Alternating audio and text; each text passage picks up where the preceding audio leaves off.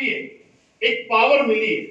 जैसे अभी बताया सोनिका जी ने कि 50 नंबर अमित सर के हैं, बाकी 10-20 वाला मत आओ चिन्ह पता दो एक तो कट भी जाएगा तो कोई फर्क पड़ेगा, लेकिन 50 कट का तो सारा फैल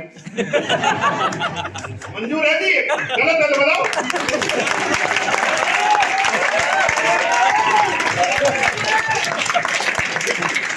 मैं राजनीतिक आदमी हूं, लेकिन मैं अभी आपसे जो बात करूंगा ना उस पर अमल भी करना, आगे बहुत चीजें बताऊंगा। अभी मैं सब टाइम है अपने पास, बच्चे तो टाइम बता, कोई दिक्कत है तो मेरे को कोई दिक्कत नहीं। 1:30 बजे बस आती है, मैं कोई बात नहीं, जो मेन चीज है वो बेटी हाथ हिलाने लगे रोते और साका हमारे साथ है, बस को रोक देगा।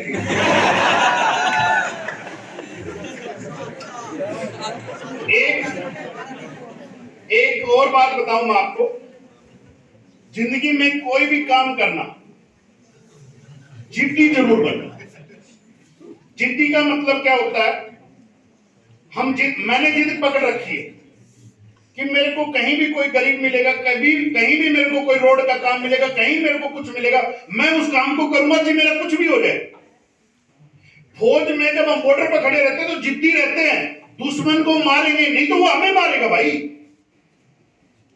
तो आप अगर अपनी पढ़ाई नहीं करेंगे, अपने आप को सफल नहीं बनाओगे तो दुनिया तुम्हें मारेगी। जैसे ये बेटी बता रही, मैंने सबका जो स्पीच सुना है वो एक इतना पावर वाला है। ये बेटी ने बताया, उसकी एक कहानी बताता हूं। आप जब घर से निकलते हो तो पड़ोसी कहते हैं गई भाई रे, गयो तो ढोल का होगा जाएगा। अच्छा, जब आप लग जाओगे, ये बेटी के आस पड़ोस में हो रहा होगा, जब आप लग जाओगे कच्चे हम लग फिर वो थोड़ा दिन बाद ना भाई लाग दो, दिल्ली पुलिस बता लाग की लड़की तो बोले हाँ नहीं कर, ऐसा का पता ही खातर करेगा, अच्छा मिल जाएगा।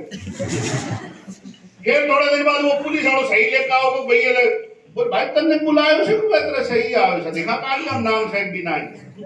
तो उन चीजों को आप जवाब दो जैसे इस बेटी ने दिया। एक बार खड़ी हो जाओ बेटी, आपको ताली मार के सब स्वागत करें।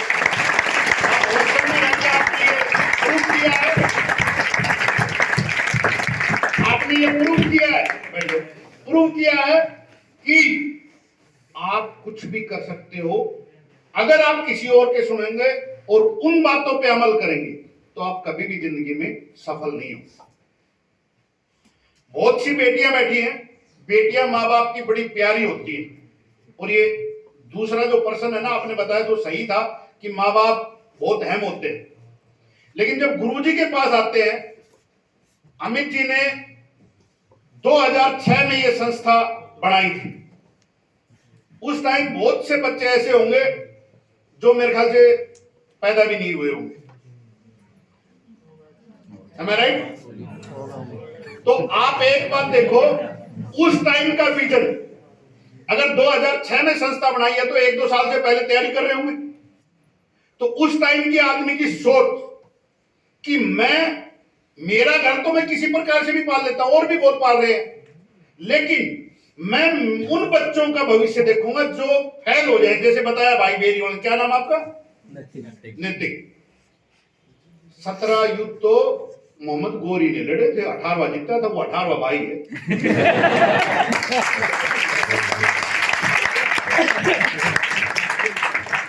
तो मोहम्मद गोरी ने कैसे 18वां जीता वो भी बताता हूं। वो आकर के लेट गया, बोले ठीक है अब तो हार नहीं है, छोड़ दो, मैंने आगे चुनाव ये लड़ना ही नहीं है, सिस्टम ही नहीं, लड़ाई नहीं लड़नी। वो जाकर के जैसे वो अपने बिस्तर पे सोया तो मकड़ी चल रही थी और वो गिन रहा था, उसको एक बार चढ़ रही है, वो फिर गिर जा रही है, फिर चढ़ रही है, फिर गिर जा रही है। जब 17 बार गिरी, वो भी कोई परमात्मा की देन थी।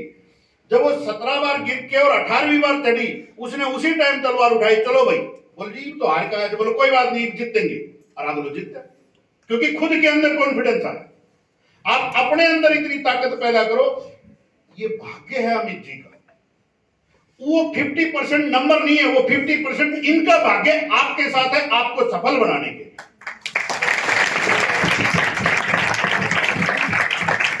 हम कई बार सोचते आए गोलगप्पे खा के चले गए, ठीक है, टाइम पास कर गया। कोई घर में कुछ बहनें शादीशुदा भी है, कुछ घर में सास काम करवा रही है कि रोड़ो गलवा चल डोल जावा। वो डोलना नहीं होता है, वो आपको एक जिंदगी का मौका मिला है और यही 2 साल है। इसके बाद आपको वो मौका नहीं मिलेगा, नहीं मिलेगा। आप लेडीज हैं तो आपके घर के काम में ही आप व्यस्त हो जाएंगी, बाल बच्चे हो जाएंगे, सारा परिवार वैसे ही चलेगा जैसे माँ बाप का चल रहा है। आने वाला टाइम आपका, अगर आप चाहते हो कि हमारा सुनहरा हो, जैसे ये बेटियां बनी है, थोड़ी सी फिजिकल, थोड़ी सी ताकत लगाओ अपने आप में और सफल हो जाओ। जैसे घर में आप जिद करते हो, पापा मेरे को तो ये चीज लानी है, पापा मैं तो ये करूंगा। एक बार आप जिद की कि जी आज रात को तो मैं 2 बजे तक पढ़ूंगी, कल मैं 12 बजे तक पढ़ी थी, आज मैं एक्सटेंड कर रही हूं अपना 2 घंटे का टाइम। एक बार आपने जिद की, नहीं आज तो मैं वो शनिवार का टेस्ट, जो मेरे को नहीं बोला गया वैसे शनिवार का टेस्ट है वो मैं दूंगी ही दूंगी।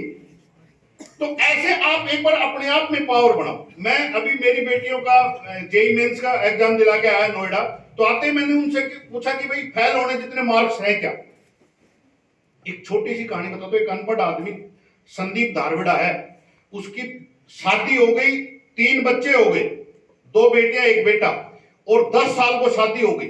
उसने अपनी वाइफ को बोला, वो 10वीं पास थी, उसने बोला कि तू पढ़ सकती है अभी वैसे ही, और वो बिल्कुल अनपढ़।